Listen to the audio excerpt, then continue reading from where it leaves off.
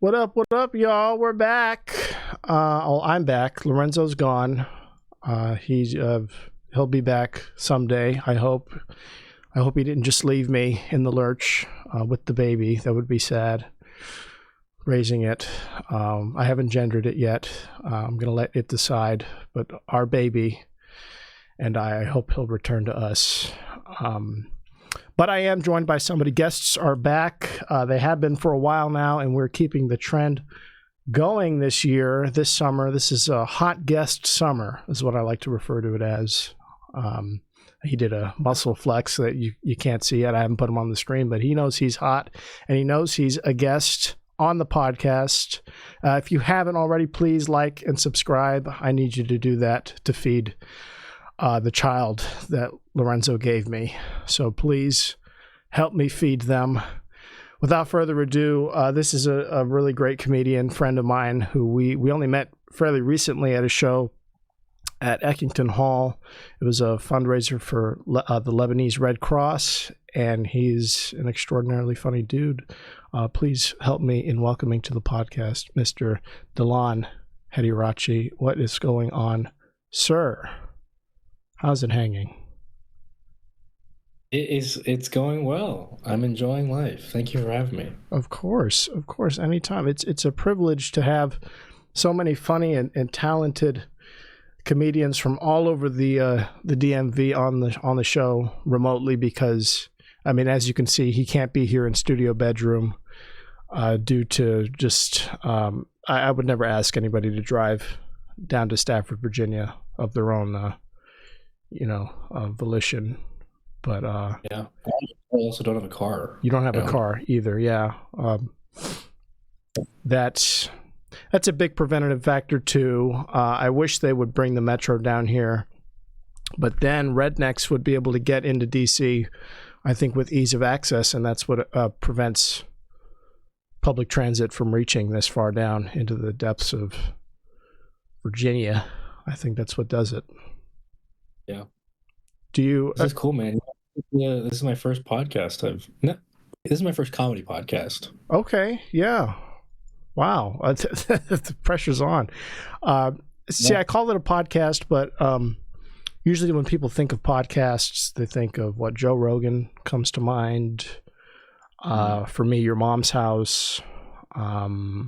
What else? Mark Maron. I've never listened to him. But I'll tell you what, the thing those guys all have in common, other than their sex and general ideology and being comedians, what they have in common is a listenership, viewership, and I'm pleased to report that's something that we stand out from the crowd. Yeah, given that we have no audience.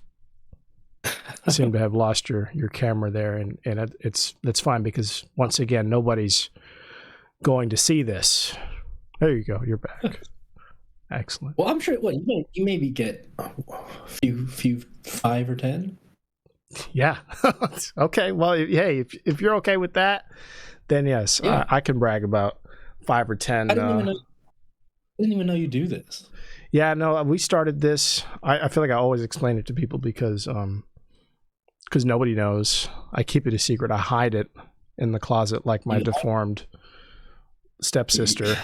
I just keep her there in case of emergencies. It's a good thing to do, but you hide it. You don't promote it on your socials or anything. Yeah. I put it on my story. I used to put it on my Instagram feed, and after a while it felt cluttered, and I had a bunch of posts on there. I keep my Instagram streamline stand-up comedy so that people put me on their shows. They're not interested in putting me on a show if I just do a podcast and I'm not on stage. Not that they can see. What if a podcast clip goes like viral? Then Well, that's the dream. I was talking to Spencer Franco the other day. We did a show together at like a Harley Davidson store in Fort Washington, and Spencer has done the podcast with Angel Penn, the two of them.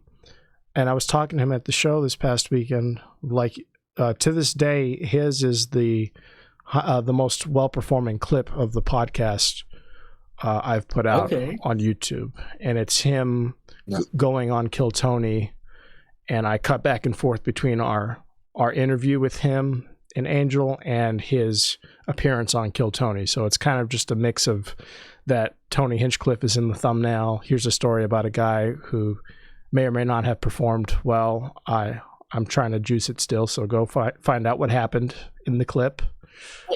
Spencer was on Kill Tony?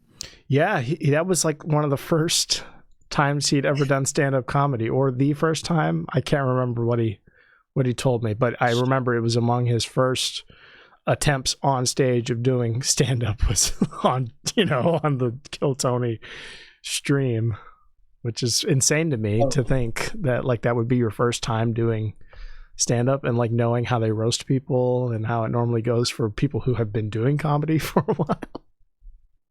So it was on a stream. It wasn't in Austin. It was in Austin. He was at the mothership, the whole nine. YouTube. Damn. It's not on TV, is it? I know they did a Netflix thing recently. I think it's mainly YouTube. Yeah, it's just a YouTube stream. And that's where I found the clip. He talked about it, and he was like, he gave me the exact episode number. I went back and I found it. I think they consider it a podcast, so it's like a long podcast taping. And yeah, he sang a song. He did an improvised song, and that was really cool to see. It's really well produced. What I like about Spencer is he's autistic and he knows it. Right. Yeah, and it's part of his. It's his thing. It's his thing because he is autistic, and he works with children with autism, or he did, and those are largely themes that his comedy's based around. I've found, right, and that's great. I was talking to a friend the other night. We were playing. I don't know if you play video games, but we were playing PUBG, which is a game I don't recommend anybody try. It's there's hackers everywhere and sweats galore. It's not worth sinking time into. But I'm stuck in it. And we were playing, and he said something about being autistic and that preventing him from playing well. My friend, and I was like, like. That should not have any bearing on your ability to play this. If anything, it should help you. Like Mark Zuckerberg's autistic and he's doing fine, right? He's a billionaire. No, it should be a superpower. He's a more than billionaire. I know. So the fact that Spencer doesn't use it as a crutch, and in fact he's using it to develop his brand as a performer, and he's totally functional. And there are times where I'll be talking to Spencer. Not to put him on blast, I might just clip this and tag him in it and be like, we talked about you for the first 5 minutes. Spencer has autism and is not a billionaire. It goes to show how bad of a comedian he is. He should be doing way better. Yeah, this is the part I'll clip. So thank you for that. This is all we need. And he can watch to figure out if we said anything nice at all. Well, I don't know. I think Spencer likes roasts. Yeah, he's a good guy. And I was just gonna say, like, I'll talk to him after a show or just like in private, and he'll dress me down. Like I'll be like, how do I look, man? Like, do I look ragged? I feel tired as hell. Like, do I look tired? And he's like, well, you do look pale, and I can tell that you're stressed about something. I don't know what. And yeah, you kind of look disheveled and sickly right now. And I'm like, thank you so much. You just need that honesty. You need a mirror. And if you don't have one, Spencer's that guy who's going to tell you exactly what's happening because he's looking at it and analyzing it. Oh, you can't speak any lies. Being honest. I mean, sometimes when I always want to give my honest feedback for any, especially like a friend that wants honest feedback and asks for it. I wouldn't give it unsolicited, but sometimes like there have been times where comedians ask if this joke is funny, and I straight up tell them like, I don't think it's funny. Yeah. Then they say it on stage and it kills. Mm-hmm. So it goes to show that Yeah. I know nothing about stuff. Well, it's not just that you know nothing, but it's also totally subjective. It's about what's trending. It's about reading the room in the moment. Could a joke that you told to somebody in private not land, but then land in front of a group of people for a multitude of reasons, whether you're awkward in delivering it or whether the total context has shifted. Yeah. You know? Yeah. I know. It's funny. I feel like I want to trust my judgment of like what's funny and what's not funny. But then every time this happens, I'm like, I should just not give any 2 cents when people ask me like, what do you think about this joke? Right. It's tricky. And somebody who does like the feedback mic every week, I find myself in that same position of like, what business do I have telling somebody like if this sucks or if like this needs work? Yeah. You know, I'm just one person, and that's part of why we do have so many people like giving advice and pointers and tags and stuff, because like I could not do that alone every week, and I wouldn't trust somebody to do that alone every week. I know. Well, yeah. Well, there is a mic that does that every week. What's that? Capital Laughs? Yeah, Capital F does that every week. Yeah. How Doing is that right now? It's I think it's probably the most competitive. Well, as in like it's the most popular open mic there is in DC. Mm-hmm. So people, I've been doing it for over a year, and people get there really early during the day and wait out from like as early as 2 a.m. And the thing is, they get a good crowd, but it's like, again, you only have 3 minutes, so like you only have time for maybe a joke and a half. Mm-hmm. And then like it's different than doing an open mic where you have all the attention, because like when you have someone else on stage, it's like can change the energy. Yeah. Like they're pulling attention, and at some points they're cutting you off. Does he interject usually? Does he like cut you off in the middle of your set? I think sometimes. I feel like most of the time he tries to like let you finish your bit, or because like I mean I don't know how he does it, because there's so many comedians that go up every week. Mm-hmm. And I'm sure I mean, you know what it's like, even judging, even paneling for your mic, it's like the brain power it takes to stay focused for that long. It's like it's definitely not easy. Yeah, I barely do it. I'm barely afloat now, and that's why I'm quitting and stepping away from it. Other than other factors, like I have to drive out there every week, and I can't sustain that. But when I get there, I'm usually tired, beat, and it shows. And that's not a productive state to be in when you're trying to help other people and run a show too, right? Well, let's talk about this roast. I know we mentioned a roast. I feel like that would be kind of a fun idea to do. And Alex Tominski actually brought it up to me, like as an idea. Oh, really? Yeah. A roast of just like one comedian, or everybody? So what Alex was thinking is like her idea that she proposed would be like she would pick a team of people, and then I would pick a team, and then like we would go like my team or her team, and then go back and forth. Go back and forth like 1v1. Okay. I want to dish on Jack Coleman some more, though.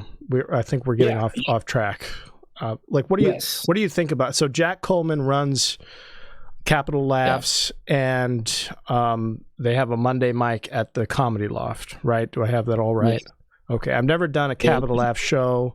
I was on their mailing list for a while, and I, would try to kind of stalk it and see what the whole deal was. But I've never signed up for anything, and I've never gone to one of the mics and tried to get up, because I hear it's a notoriously long wait, right? Like it takes hours and hours. You have to get there pretty early in the evening, late afternoon, and get something from the bar and like show your receipt. And it's a long, arduous process to maybe get like 4 minutes on stage.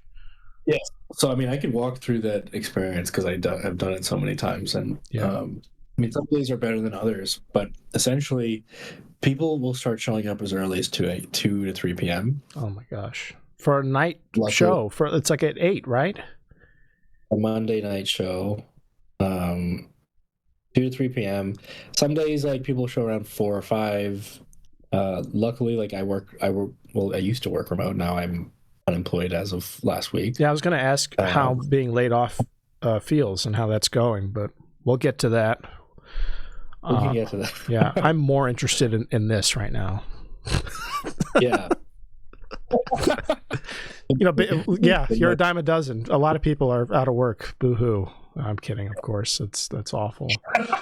It's terrible, but I'm okay, so you get curious. there 2 to 3 o'clock, and there's just like an honor system because nobody there knows what they're doing. It's all just like a bunch of comedians that are like, okay, I was your first, your second, third. Like we'll just be honest amongst each other. And then we have to wait there until like 6:30 or 7 until Town Tavern opens. It used to be at the Comedy Loft, which was a much better location, but so it's totally at this other place now. Yeah. Is that because of the new ownership and all that? It's because the manager at the Comedy Loft was being like, he didn't think that it was worthwhile for him to have a full staff. I mean, Jack was saying that they brought like $70K a year. On a Monday, it's can't really ask for more. But in working with venue managers, owners, it's never as simple as it can be. So they change it to Town Tavern, and this they open it. It's supposed to open at 6:30 or 7. The bartender's, definitely sick of us and grumpy at times because he's like, fuck all these comedians that don't buy are anything. Annoying. Yeah, and they just sit there and take up space. Right. So we gotta wait there until it opens at 6:30. Then everybody rushes to the door. It gets in line with the order that you got there, and you buy something. You keep the receipt, and then around like 7, we'll all line up and show our receipt and be put on the list. And some people will be like on the wait list after waiting for several hours. So it's never that's great. But they try to get people on, the following week if they're on the wait list this week. You say we. Do you participate in this process? Are you one of the chosen few? No, not me. Okay. I'm not one of them. Gotcha. You said we, like, like I make sure some people get on next week. I move some things around. I think I meant to say they. Okay.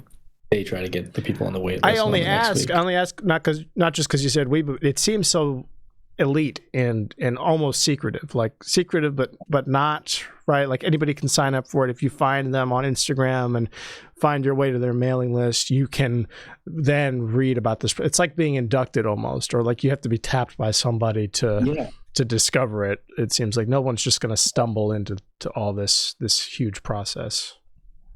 I know. I mean, in one way, like I totally get what you're saying, and like I feel it at times, and I think a lot of people are like, man, like, do they have something against me? Is it a personal thing? Mm-hmm. And like, I definitely feel that sometimes. I'm like, shit, why do they not like me? Or like, comedy can get competitive or very political. A lot of people outside of comedy don't realize how political it can get, and I think it's awful how political it is, but I think it is part of human nature. But I don't know. I think they just also deal with a ton of comedians, so like, I feel like it's better just not to take it personally. And you can't. And it's tough.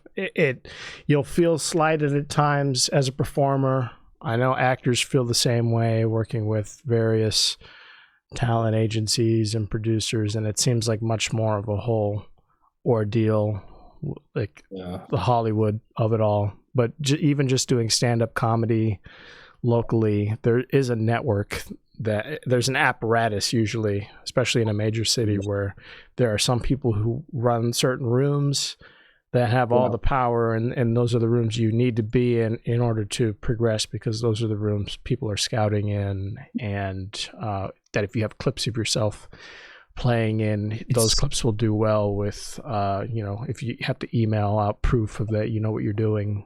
Right. Yeah.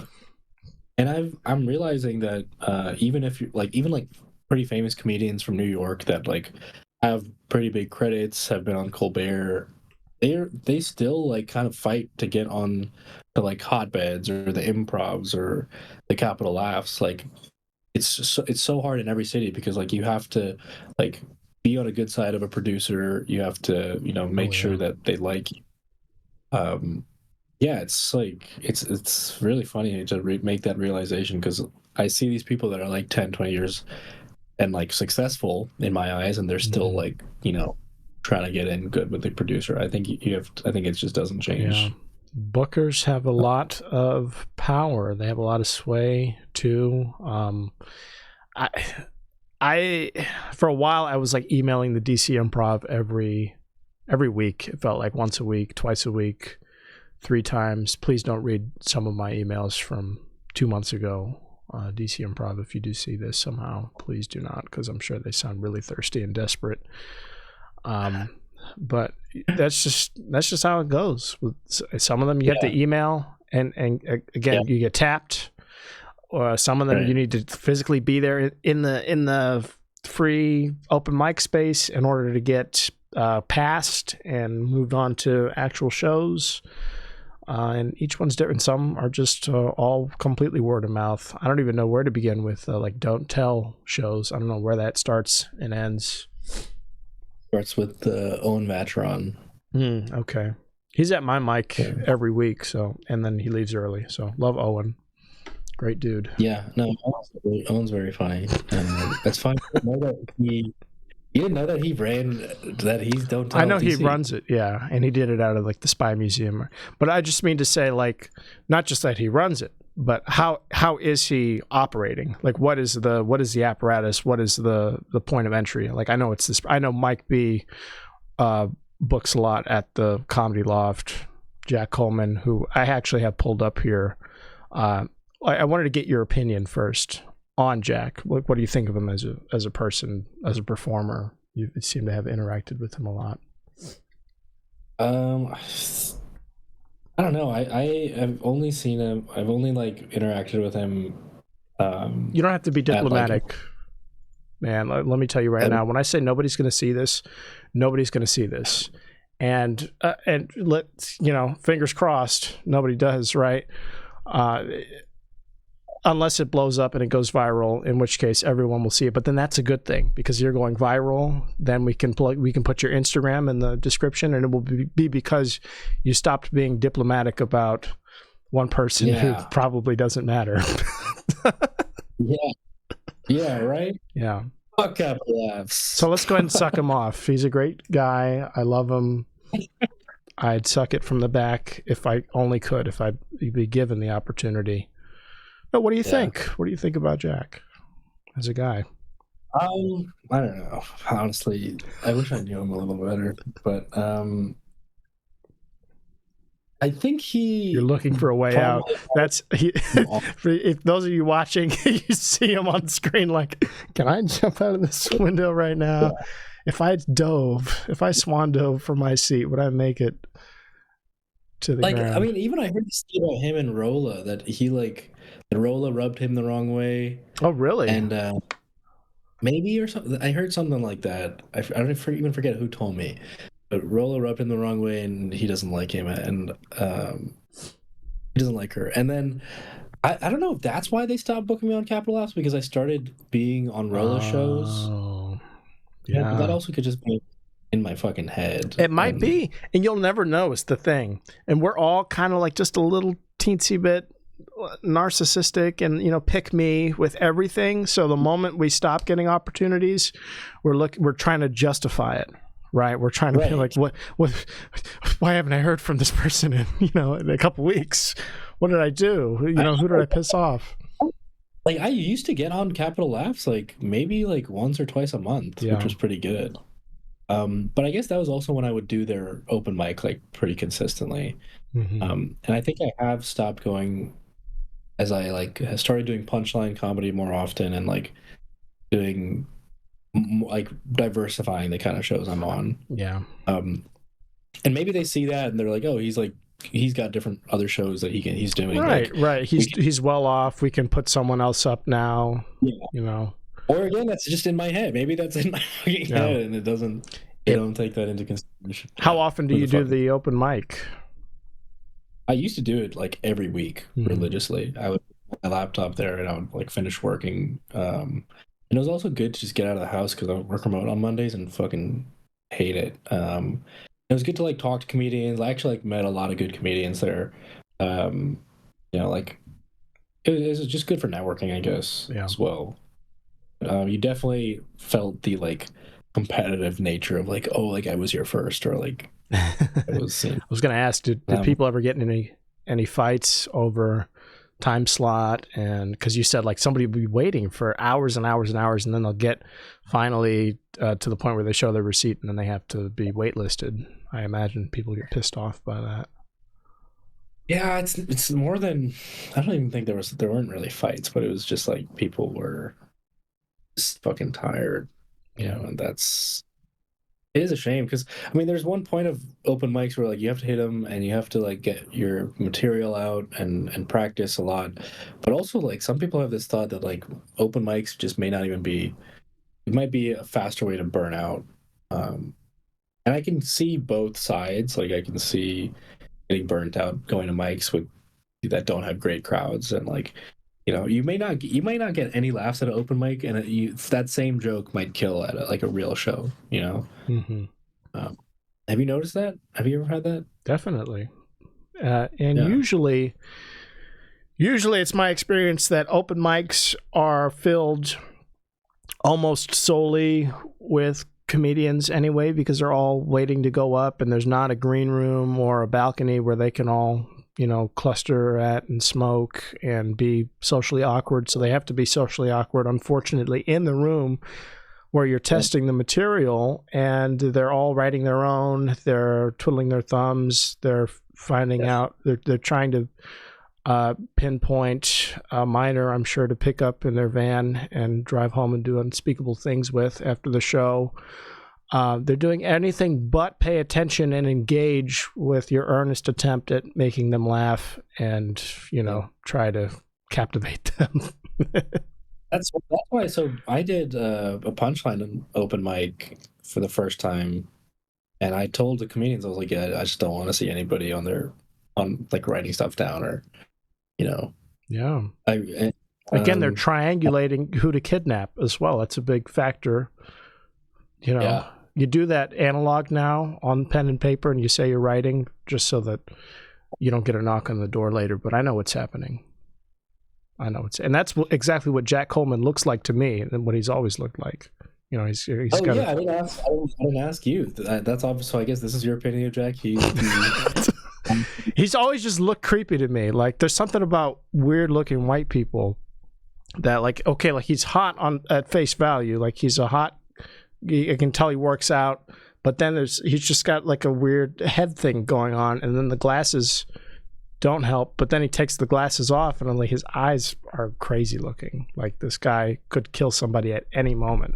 And people used to tell me that I looked mean and I looked like I was going to kill them, but I always took that as like, okay, I can use that, I can weave that into my delivery, and that's exactly what he's doing. So, you know, props to Jack for being able to twist his, you know, creepy look. But then you wonder how much of that is them playing into their material and like opting not to look normal and like playing up how creepy they look. Yeah. He also doesn't drink. I think that's pretty interesting. He doesn't drink alcohol. That's good. I don't drink either, but that's because I got a DUI and I have a breath device in my car. So yeah. I think I would drink heavily if I didn't crash into my neighbor's fence at 2 a.m. But he doesn't drink. That's like, sometimes I'm like, that's either a red flag, like. No, see, that's where I'm going to stop you. I'm going to push back. He's just creepy. It doesn't have anything to do with him opting to be sober. That's a good thing. Let's not discourage people from not, like, he doesn't abuse drugs. Fucking loser. He's not doing any ketamine right now. Has he seen what they're doing in the White House? Like, it's okay. I know. What if he just does? Yeah, he probably doesn't drink. He just does. Yeah. He probably just does drugs. I wanted to watch this though. I don't know if you've ever seen this. I might have mentioned it to you. at some point. Everybody listen. Wait, so can the viewer see your YouTube screen right now? Yeah, they will in a second here once the ads start playing. I hate ads, and this is a dumb Pixar movie that's going to bomb. I hope it does. I'm manifesting that it's going to perform as badly as, or as at least half as bad as Stitch did in theaters. What a stupid ad. Oh, it did? We'll talk about it. We're already at 30 minutes. See how time flies. You were so worried about like how long is this going to take? Can I get out of here? Do I have to jump out of the window at some point? I was considering doing Capital Laughs open mic and seeing if I would have time to like do that show. Yeah. Well, would they let you up? Time? I guess they just let you sneak in because you run the shows there, right? They're not going to let you. Don't let them find this clip because they're not going to let you come back after they see this clip. So I would bury this. Do everything you can in your power to bury this. I just want to take a look at it. I have to tweak it for a second. But this is something a comedian showed me after they were complaining about Jack, and I would never. But the comedian is actually Jack. This is him, and they were like, if you want to laugh or if you want to see something that's going to blow your mind, look this up. And I did right after the show we did, and this was it. Comedy?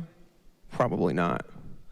Holy shit, this is Jack? Yeah, so that's for if you're listening or better yet watching, you can see on screen, this is the comedian we've been talking about for the better part of 12 minutes now. He runs Capital Laughs DC. He doesn't look anything like himself here because he's got a haircut. He looks like an upstanding citizen.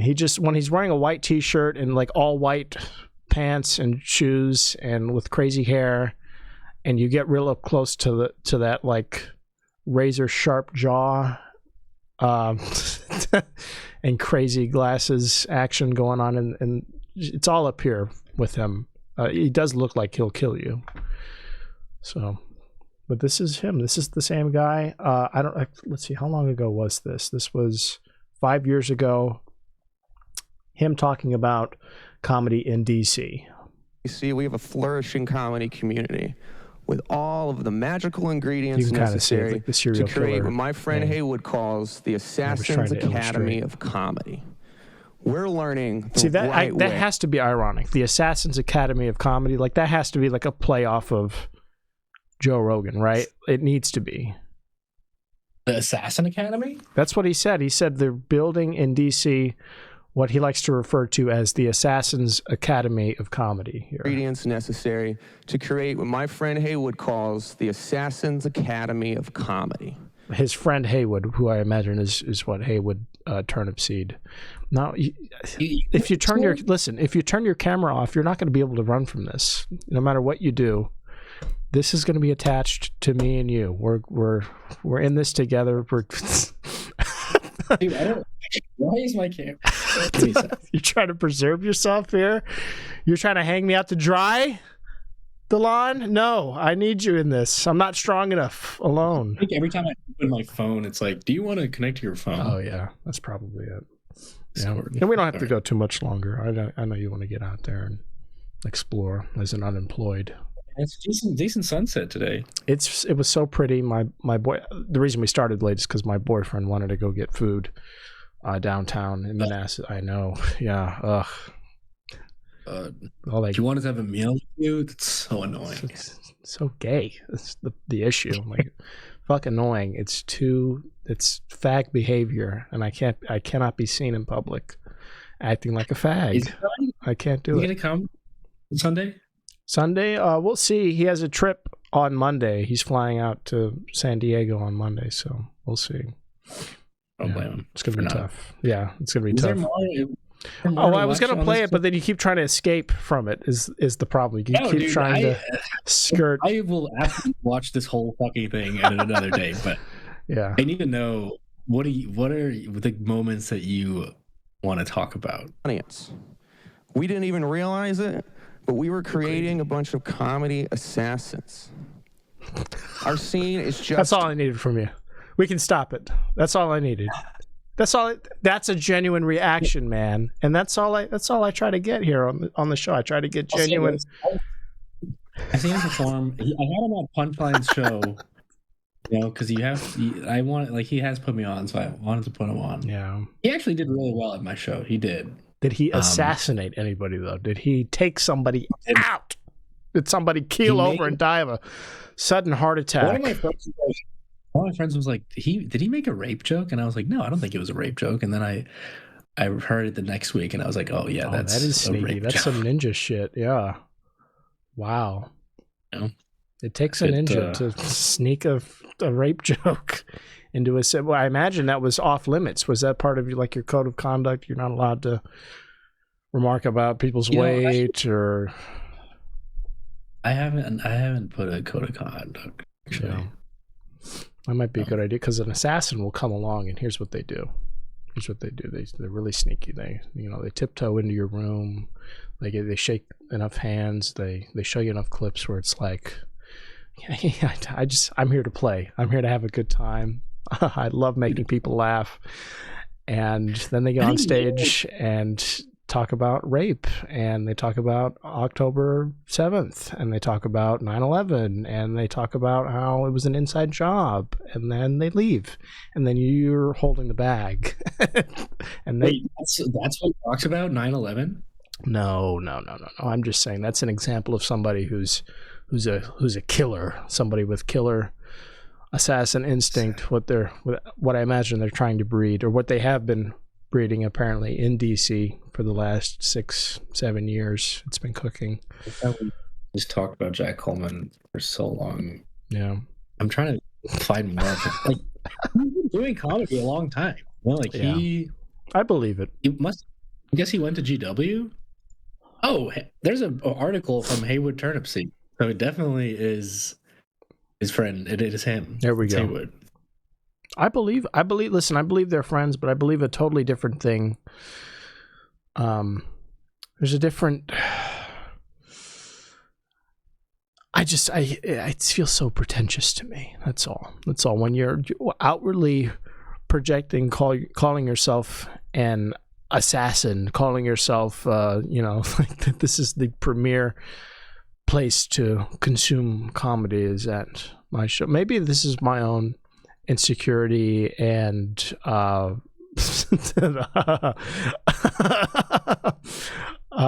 ineptitude creeping in and fomenting in this way. There's just something about not just bragging about your brand of comedy and what you provide, but referring to it in like the most bro down Joe Rogan, like alpha male way. There's something, I don't know. It makes it's fun to watch, but it's like, I don't know if it elicits the response you might hope by referring to yourself that way.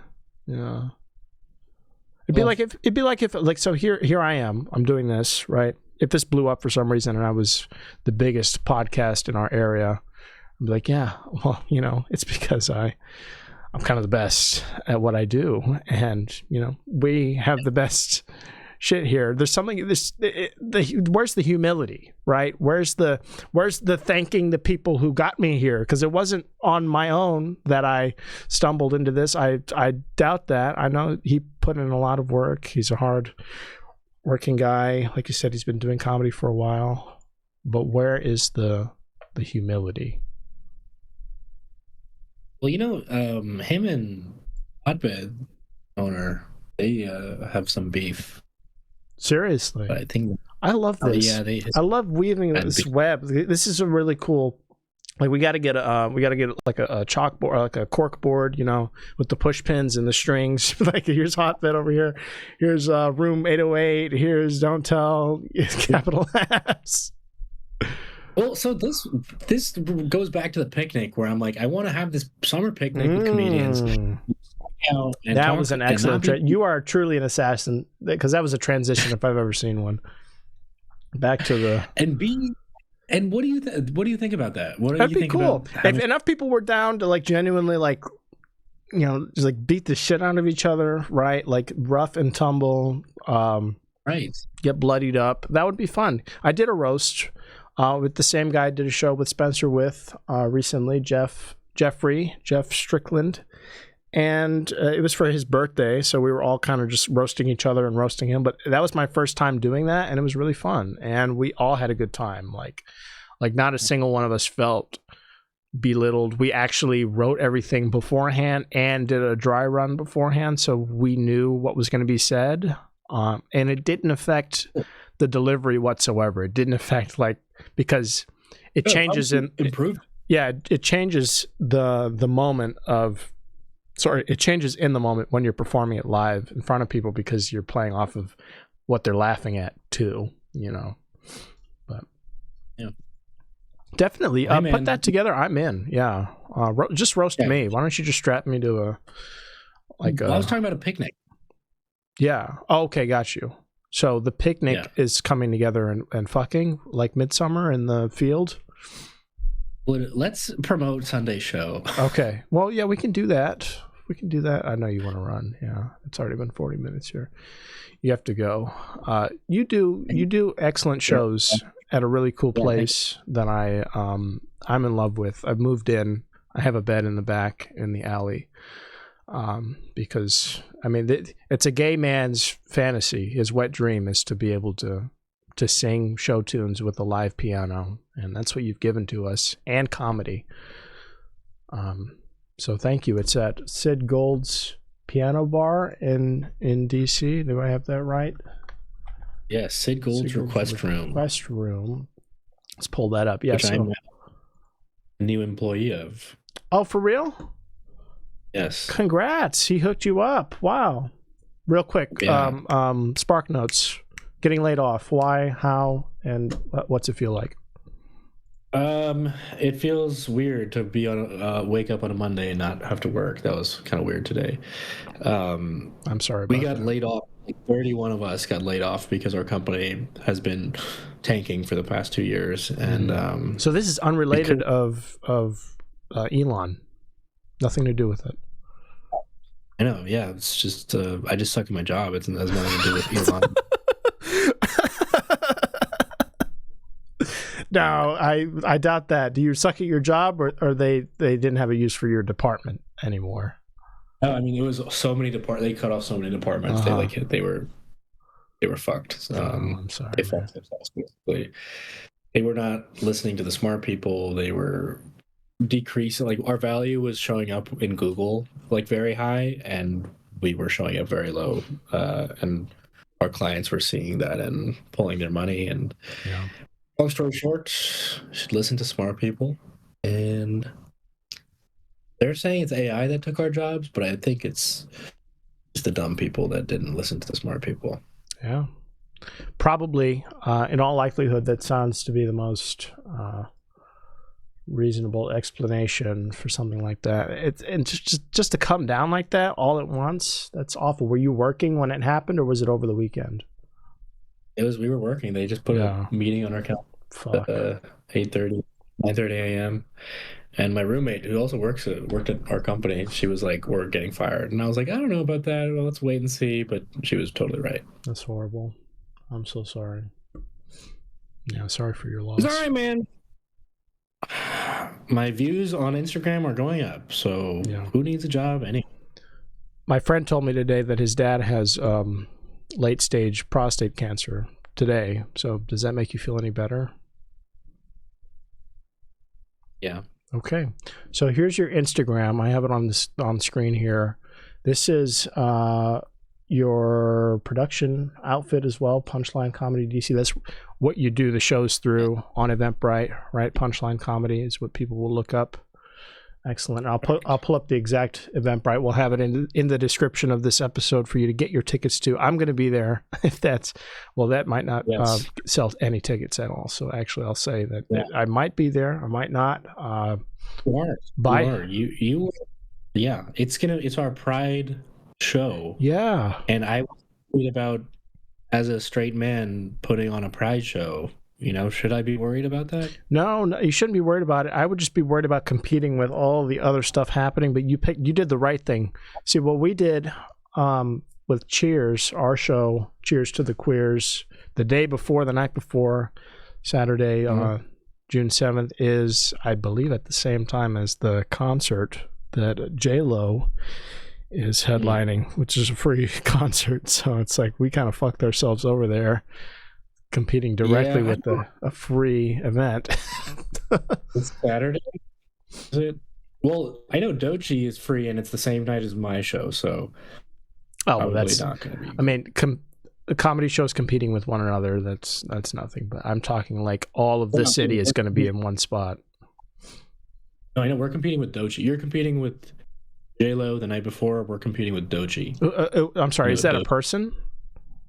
Yes, Dochi is a very. I see. I don't know anything about anybody, which is why I was trying to ask you about one person for the better part of 30 minutes. So if that isn't clear, man, we're getting to know each other. Why don't you? It's funny how we only. Why don't you? I'm trying to get you out of here, man. It's like you want to stay. I can't tell if you want to stay or if you want to go. I make up your mind.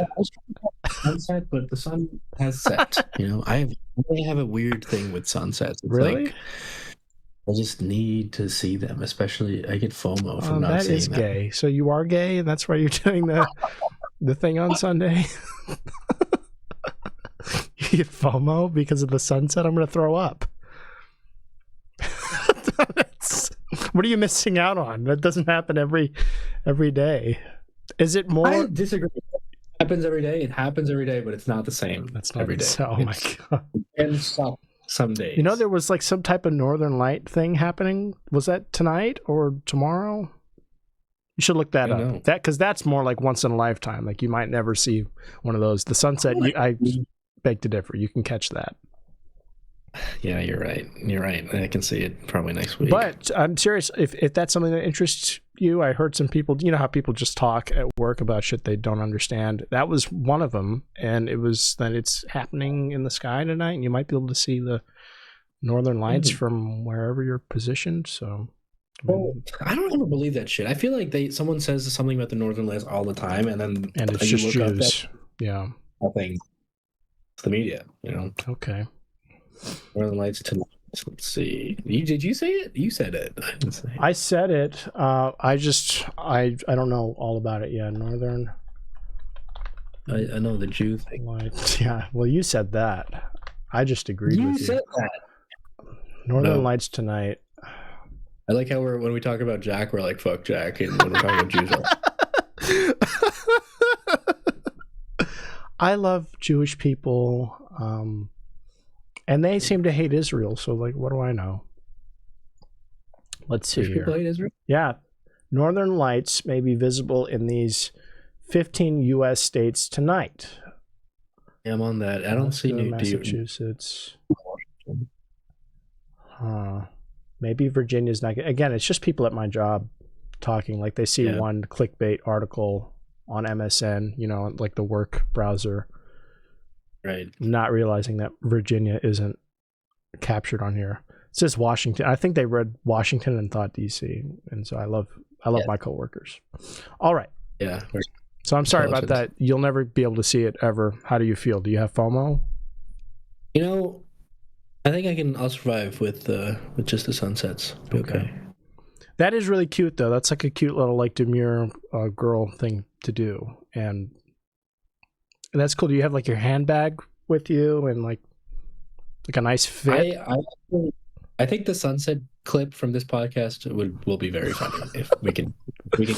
Well, we're talking about gay stuff. We're talking about the show coming up, and I think it's all on brand. So go to Eventbrite.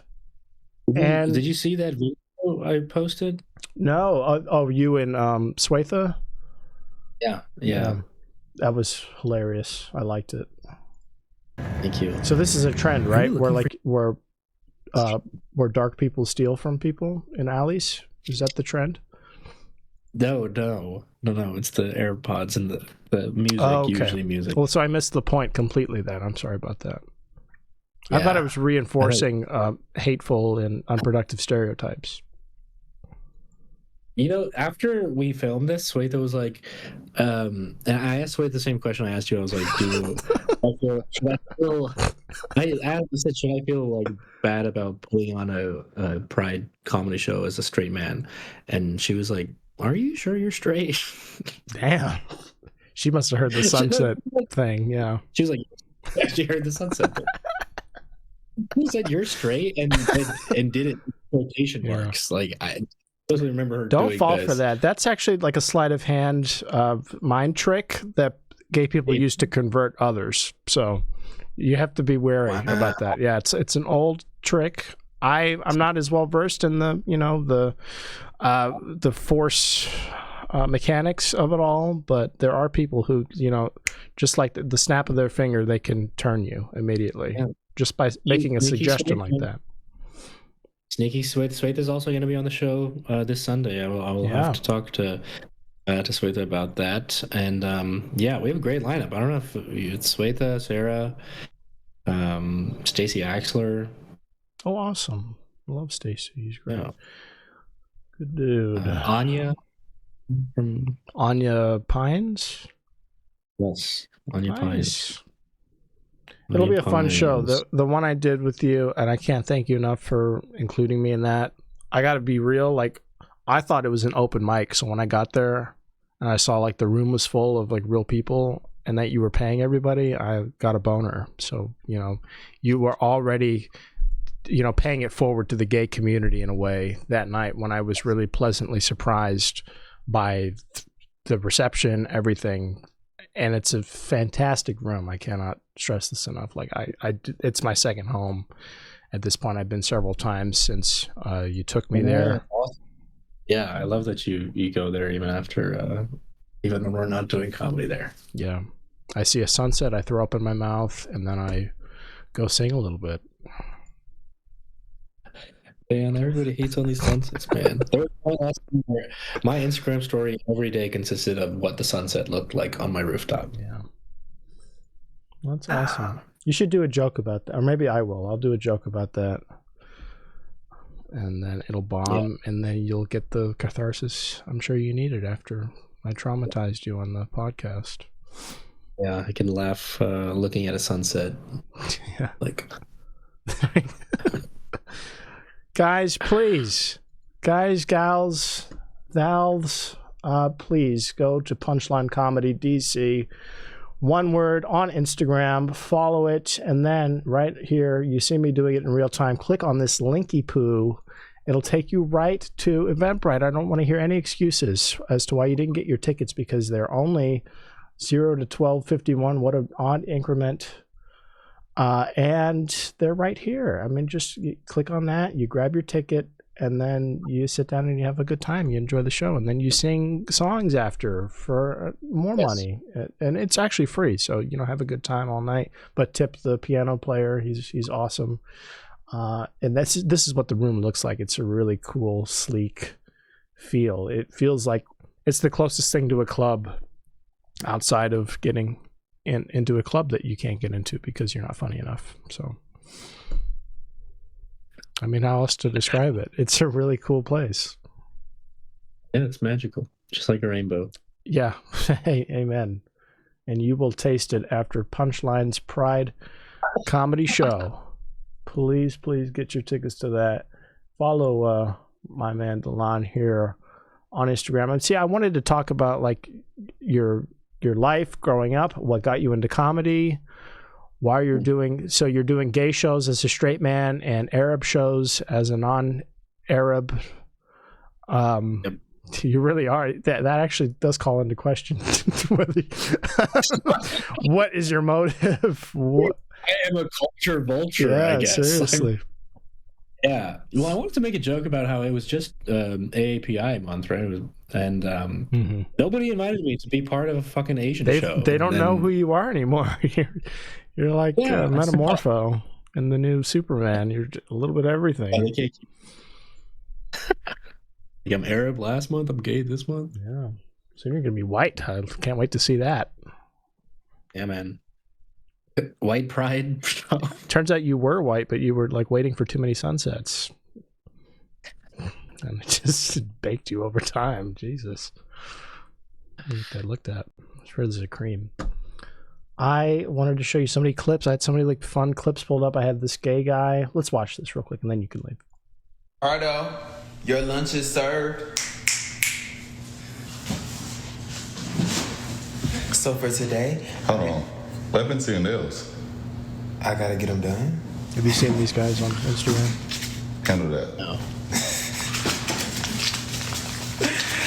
So for today, I made you hot, crispy chicken tenders with the mac and cheese. Yeah, so the guy in the back, what she does is she cooks him a meal, and then the butch up front, he sits down, he eats it. He dresses her down too. So he goes, what's going on with your nails? Why aren't they done, princess? And she goes, I didn't have. What? You said what? What? Isn't that a bad word? What? What does that mean? What does what mean? The B word. You said a B word. The what? Did you say butch? Oh, butch. Yes, but that's not a bad word. No, that just means the man, the person with all the top butch. It can be derogatory if I was talking about a woman, but thankfully I'm talking about a grown ass man who's okay. Yeah. Right. Yeah, it's okay. Yeah, we got there.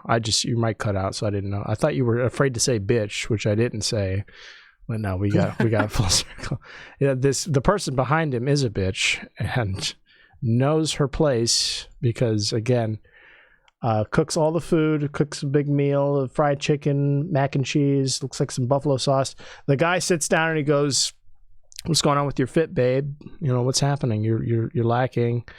Go handle that," and just hands him a bunch of $50 bills and big flex, and then sits down and they start to describe what the meal is. Custom sauce. Enjoy. Yeah. See, this goes viral because black people can't be gay. I have a bit about this actually. They're not allowed to be gay. They can't tell their families that they're gay. And it's I think we even talked about being black in the gay community and how there's a stigma with black people in general, but it's even worse when you're coming out and you're trying to be yourself around your family and around your black peers. Being gay is a big milestone, and so the fact that these guys are out and proud on Instagram with the trad wife dynamic at that, yeah, it's even more special. That's great. How does it make you feel? Like, do you feel anything? Kind of hungry. Okay, hungry. Yeah, I don't know. Hungry for some black dick or for anything else in particular? The chicken and mac and cheese. Okay, fair enough. Because what people do is they turn to hide and run from this behavior. They see a black person, there's no way he could be gay. He seems so straight. The way he put the gayer one in his place and told him to get his nails done right and gave him a bunch of money like a player and sat down and ate his food, that person cannot be gay. These things are at odds with one another. Yeah. But what this does is it serves to disrupt. Yeah. Gender constructs. Yeah. Yeah. This is great. You look concerned. No, this is good. I'm not on this side of I never see these kind of videos. So yeah. It's, a million likes. Where have you been? They're obviously doing much better than I am. Maybe this is what you need to do. Maybe you need to have like a little sub bottom in the back making you food on a reel. Too cheap to ever just give people money to do their nails. Well, they can give it back, but it's about the production. It's about getting the real, and then it doesn't even have to be real. We don't know if that's real money or if it's counterfeit. It could be counterfeit. He's black. We don't know. But what I'm saying is it's about the production value. It's about the message it's sending, and then you get to get a million likes and then make real money. See? Yeah. That's what keeps us down, is our inability as artists to do anything, even if it's contrived, right? Even if it's for the sake of getting riches or, God forbid we progress in any way, even if we have to lie about being in a gay relationship with somebody. Right. Right. White guy would do that to you. We should do the same. Definitely. I know you want to go. It has been an hour. I've kept you way too long, and that's my fault. Man, this has been fun. I'll see you if Sunday, if not earlier. Yeah, Sunday's the show, people. Please get your tickets to Punchline Comedy on Sunday, June 8th at Sid Gold's Request Room. Please get your tickets, please. If you love gay people, please look at them. They're so pretty together. Look at them. Help them afford rent at what I'm sure is an amazing condo, and make more fried chicken and special sauce. Please. That's what getting tickets to the show this weekend will do in some way, shape, or form. If indirect, it will get to them somehow. All right, Christian. It's been an honor. Pleasure. It's been an honor and a pleasure. I'll see you, brother. Peace out, everybody. Thank you for watching. Ta-ta. And good night.